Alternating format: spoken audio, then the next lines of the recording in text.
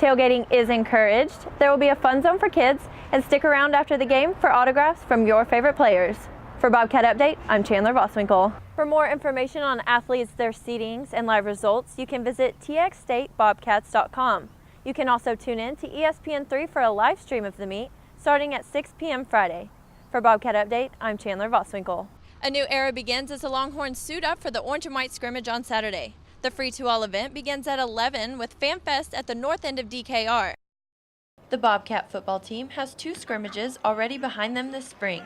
The scrimmages have given the team a chance to improve on offense and defense. One of the main goals we stressed on this year is takeaway, getting the ball back from the offense. Working on physicality, that's been a major point, and getting off the field on third downs, that's been the 3 major points for defense this spring. Definitely getting more of a balanced look on offense with the run and pass game, and just improving on fundamentals. Spring practice has also given the team a chance to recognize some standout players. I think Stedman Mayberry has had a big impact this spring so far. Stepping in for the running backs, with Rob Lowe injured. He's come back, and Stedman's made a big impact, and then Chris Nuttall's come back as well and made a huge impact. Though Jones and Mims will be on opposing sides of the ball this Saturday, there is one thing the two agree on. Some receivers have stepped up, some running backs, so we look like we're going to be pretty good for next year. Right now we look pretty good. The Maroon and Gold game is scheduled for April 4th at 1 p.m. The game will be open to the public and admission is free. Tailgating is encouraged. There will be a fun zone for kids, and stick around after the game for autographs from your favorite players. For Bobcat Update, I'm Chandler Voswinkel.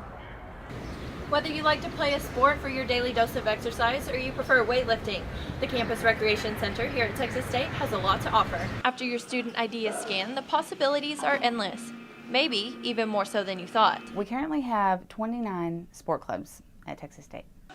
The sport clubs give students a chance to participate in intercollegiate competition with a focus on participation and leadership. Some of the sport clubs are truly unique. For example, there's an equestrian club for those who enjoy English horseback riding. Well, most people think of horseback riding as Western, but we do English, so everything is more prim, proper. We have to wear blazers, a collared shirt, the tight breeches. If you enjoy spending time on the water under the sun, the wakeboarding club may be the spot for you. You're always working out and hanging out with your friends, and you're getting to do something active and actually take your mind off of school and get away and just kind of get into your own world and just really enjoy just being outside and being active. When considering which sport club best suits you, experience is not a factor. They're open to all students, no matter the skill level. Some girls that have just been like, I've only gone on a trail ride when I was 4 years old, and they joined. So anyone can join. We have anybody from beginners all the way to experts. Anybody can come join the team. For more information about sport clubs, go to the Student Recreation Center or visit campusrecreation.txstate.edu. For Bobcat Update, I'm Chandler Voswinkel. Bobcat softball failed to outswing Baylor's heavy hitters Wednesday night in the annual Strikeout Cancer game.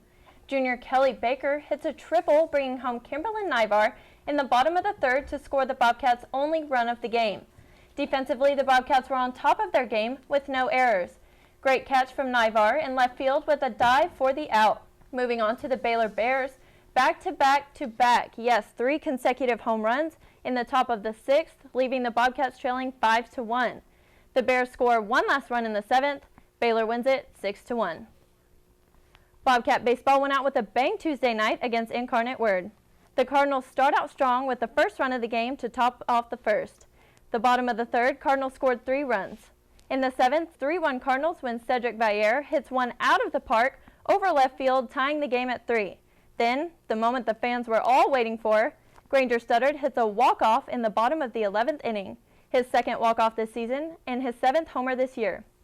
Bobcats win the game 4-3. Sarah Thomas has solidified her position in a man's world. She is the NFL's first ever full-time female referee. It was announced this week that Thomas will oversee games starting next season.